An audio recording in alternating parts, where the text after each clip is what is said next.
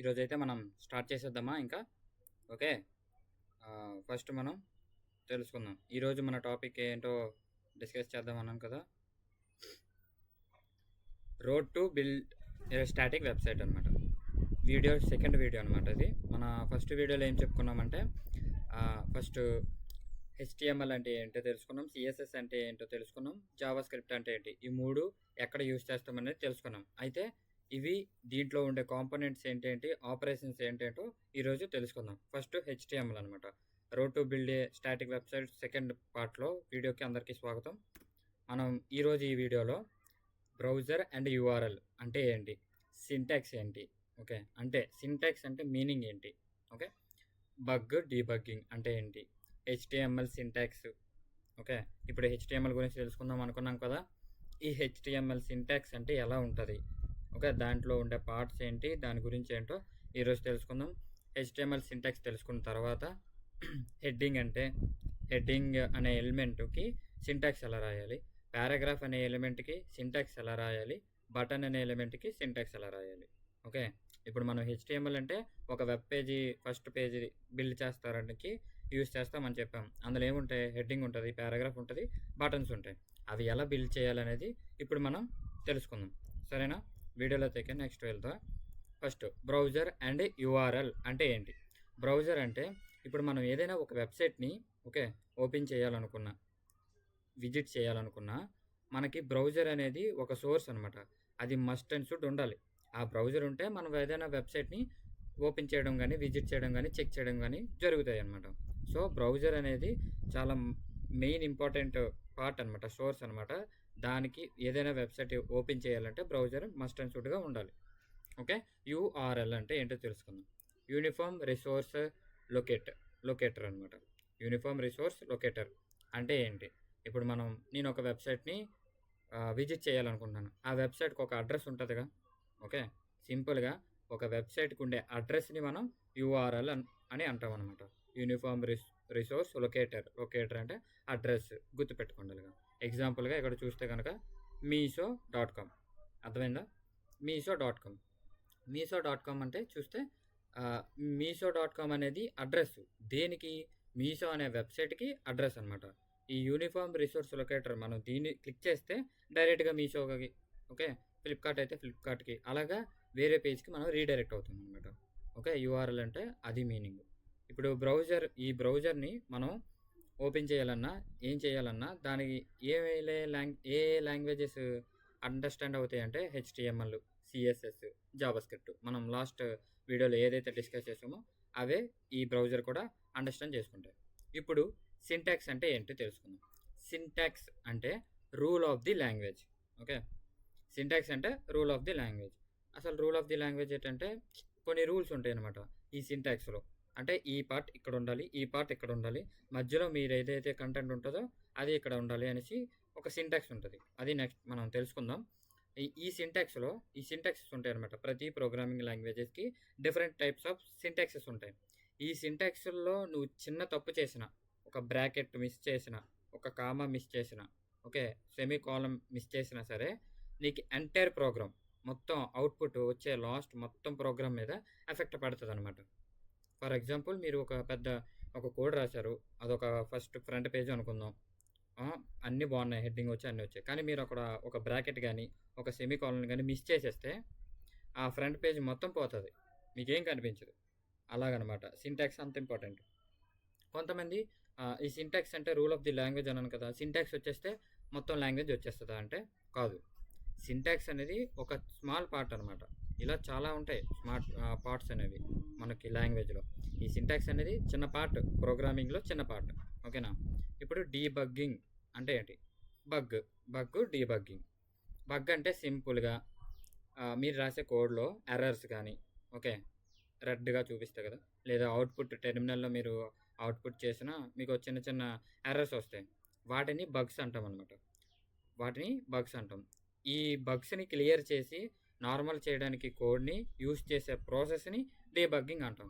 సింపుల్గా మీరు ఒక కోడ్ రాశారు, ఆ కోడ్లో మీకు తప్పులు వచ్చాయి చాలా, ఓకే, మీరు రాసిన కోడ్లో చాలా తప్పులు వచ్చాయి, ఆ తప్పుల్ని సరిచేసే ప్రాసెస్ని డీబగ్గింగ్ అంటాం, ఓకే. ఇక్కడ చూసారుగా, బగ్ అంటే ఒక ఎర్రర్, డీబగ్గింగ్ అంటే process of fixing of bug. Okay, ఎర్రర్ని ఫిక్స్ చేసే ప్రాసెస్ని డీబగ్గింగ్ అంటాం. ఇప్పుడు మనం syntax of the HTML element. Okay, HTML element యొక్క సింటాక్స్ ఇది తెలుసుకునే ముందు అసలు సింటాక్స్, అసలు బేసిక్ స్ట్రక్చర్ ఆఫ్ హెచ్టిఎంఎల్ ఎలా ఉంటుందో తెలుసుకుందాం. ఇప్పుడు మీరు చూస్తున్నారు కదా, doctype HTML body, head, ఇవన్నీ ఉన్నది కదా, ఇదే బేసిక్ స్ట్రక్చర్ ఆఫ్ హెచ్టిఎంఎల్. అర్థమైందా? ఇది మొత్తం బేసిక్ స్ట్రక్చర్. ఇందులో మనకి ఏమేమి ఉన్నాయి? హెడ్ ఉంది, బాడీ ఉంది. ఇక్కడ మీరు చూస్తే కనుక doctype HTML, head, body ఇవన్నీ మీరు పక్కన పెట్టండి. ఇక్కడ వెల్కమ్ టు అవర్ ఛానల్ అనేసి మన ఛానల్ పేరు ఇక్కడ ఉంది కదా, ఈ పేరు ఇక్కడ మనం రాసే కోడ్ అంతా రన్ అవుతుంది అనమాట. మీరేం రాయాలనుకున్నా హెడ్డింగ్ కానీ, పారాగ్రాఫ్ కానీ, బటన్స్ కానీ, ఎవ్రీథింగ్ ఏదైనా మనం ఇక్కడ చేస్తాం అనమాట, ఎక్కువ పని. ఓకే, ఇది బాగా గుర్తుపెట్టుకోండి. ఇవన్నీ నెక్స్ట్ మనం వెళ్ళే వీడియోలో కొద్దీ మనకు అర్థమవుతాయి ఇవేంటివి అని. సింపుల్గా బాడీలో అనే పార్ట్ లోపల మనం హెచ్టిఎంఎల్ ఎలిమెంట్స్ అనేవి యూస్ చేస్తాం. హెడ్డింగ్ కానీ, పారాగ్రాఫ్ కానీ, బటన్ కానీ, వీటిని హెచ్టిఎంఎల్ ఎలిమెంట్స్ అంటాం అనమాట. ఓకేనా? ఇప్పుడు మీరు ఇక్కడ చూస్తే కనుక హెడ్ ఉంది, ఒక బ్రాకెట్ అంటే చిన్న arrow mark, less than symbol ఉండి, హెడ్ ఉండి, గ్రేటర్ దాన్ సింబల్, మళ్ళీ లెస్ దాన్ స్లాష్ ఉండి, హెడ్ గ్రేటర్ దాన్ ఉంది కదా. ఈ రెండింటికి తేడా ఏంటంటే, ఇప్పుడు స్లాష్ లేనిది మనకి స్టార్టింగ్ ట్యాగ్ అనుకుందాం. ఓకే, స్లాష్ ఉన్నది ఎండింగ్ ట్యాగ్. అంటే బాడీ ఓపెన్ చేసాం, బాడీ క్లోజ్ చేసాం. ఓకే, స్లాష్ లేనిది బాడీ ఓపెన్ చేసి బాడీలో ఏమేమి ఉండాలో ఎలిమెంట్స్ రాసాం, తర్వాత బాడీని క్లోజ్ చేసాం. అక్కడికి ఆ పార్ట్ అయ్యి మనకు అవుట్పుట్ అనేది ఇలాగా పక్కన మన రైట్ సైడ్ చూస్తే కనుక welcome to our world channel అనేది ఉంటుంది అనమాట. ఓకే, ఇప్పుడు మనం హెచ్టిఎంఎల్ ఎలిమెంట్ యొక్క సింటాక్స్ తెలుసుకుందాం. ఓకే, ఇది సింటాక్స్ ఆఫ్ హెచ్టిఎంఎల్ ఎలిమెంట్. దీంట్లో మనకి స్టార్టింగ్ ట్యాగ్ ఉంటుంది, మీరు రాసే కంటెంట్ ఉంటుంది, ఎండింగ్ ట్యాగ్ ఉంటుంది. స్టార్టింగ్ ట్యాగ్ ఒకవేళ హెడ్డింగ్ ఎట్టాలనుకుంటాం. ఓకే, హెడ్డింగ్కి ఒక స్టార్ట్ ట్యాగ్ ఇస్తాం. మధ్యలో మీరు ఎట్టాలనుకున్న heading name.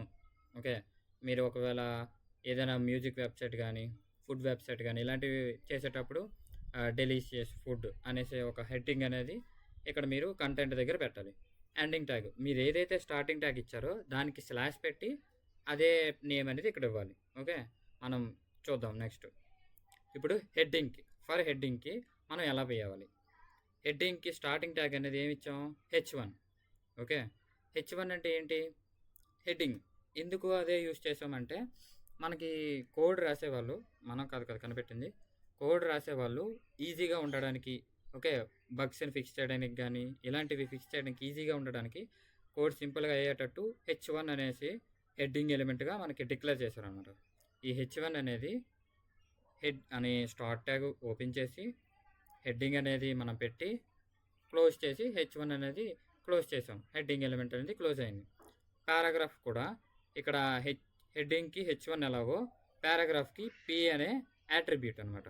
Okay, start tag use చేసి పారాగ్రాఫ్ అనేది పెట్టి ఏ పారాగ్రాఫ్ ఇవ్వాలనుకుంటున్నారో మీరు ఆ పారాగ్రాఫ్ ఇచ్చేసి క్లోజ్ చేస్తాం. ఓకే, ఇది పారాగ్రాఫ్. బటన్ అనేది క్రియేట్ చేయాలంటే బటన్ అనే స్టార్టింగ్ ఎలిమెంట్ ఇచ్చి బటన్లో మీరు ఉండేది స్టార్ట్ లేదా view more, okay, start explore, start read more ఇలాంటివి ఉంటాయి కదా బటన్స్.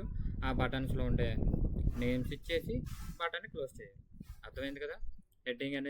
హెడ్డింగ్ సింటాక్స్ ఇది, పారాగ్రాఫ్ సింటాక్స్ ఇది, బటన్ సింటాక్స్ ఇదన్నమాట. ఓకే, ఇప్పుడు మనం చిన్న వర్క్ అయితే చేద్దాం మీకు అర్థమయ్యేటట్టు. ఇప్పుడు మనకి ఇక్కడ చూసారు కదా, welcome to our world channel అనేది పక్కన ఉంది. ఇప్పుడు నేను ఇది మార్చితే అక్కడ సైడ్ కూడా మారుతుంది. చూసారు కదా, వెల్కమ్ టు అవర్. అలాగా ఇప్పుడు మనం హెడ్డింగ్ ఎలా పెట్టాలి? మనం హెడ్డింగ్ సింటాక్స్ ఏంటి? Less than symbol, H1, greater than symbol, starting tag పెట్టాం. హెడ్డింగ్ ఏం పెట్టాలనుకుంటున్నాం? నేను హెడ్డింగ్ ఏం పెడదాం? సంథింగ్ ఏదో ఒక హెడ్డింగ్ మ్యూజిక్ అని పెడదాం.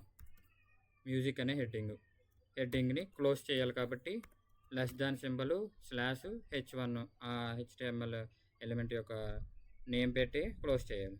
ఇప్పుడు paragraph less than p greater than. Paragraph ఏంటి? లిజన్ మ్యూజిక్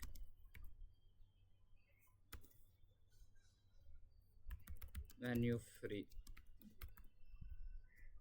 సంథింగ్ ఏదో ఒకటి. ఓకే, ఏదో ఒకటి మీరు అక్కడ పారాగ్రాఫ్ ప్లేస్లో ఏదో ఒకటి పెడితే ఇక్కడ మనకు సైడ్ చూస్తే అవుట్పుట్ వస్తుంది. మ్యూజిక్ అనేది డార్క్గా ఉంది. ఇక్కడ listen music when you free అనేది పారాగ్రాఫ్, దాంట్లో సబ్ పారాగ్రాఫ్ అనమాట. ఓకే, ఇప్పుడు బటన్ మ్యూజిక్ అంటే మనం ఏం చేయాలి? Start listening. Okay, play no.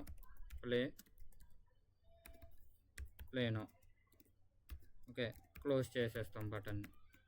చూసారా, పక్కన మనకి మ్యూజిక్ అనేది హెడ్డింగ్ ఉంది, listen music when you free అనేది పారాగ్రాఫ్, బటన్ అనేది చూసారా మనం నొక్కుతుంటే బటన్ అనేది వర్క్ అవుతుంది. సో ఇది బటన్ ఎలిమెంట్ అనమాట. ఓకే, మనం ఈరోజు ఏం నేర్చుకున్నాం? హెడ్డింగ్ ఎలా పెట్టాలి, పారాగ్రాఫ్ ఎలా పెట్టాలి, బటన్ అనేది ఎలా పెట్టాలి. ఇప్పుడు మీకు ఇంకోటి ఒకటి రావచ్చు, H1 పెట్టారు, H2 పెట్టకూడదా? చూద్దాం. ఇక్కడ H2 పెట్టా, ఏమైంది? ఇందాక దానికన్నా సైజ్ తగ్గింది. H3 పెడదాం, సైజ్ తగ్గింది. H4 సైజ్ తగ్గింది. H5.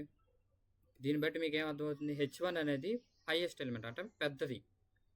H1 పెడితే సైజ్ అనేది బిగ్గా వస్తుంది అనమాట. ఓకే, ఇది మనం ఈరోజు నేర్చుకున్నది అనమాట. ఇది పారాగ్రాఫ్ బటన్ అనమాట.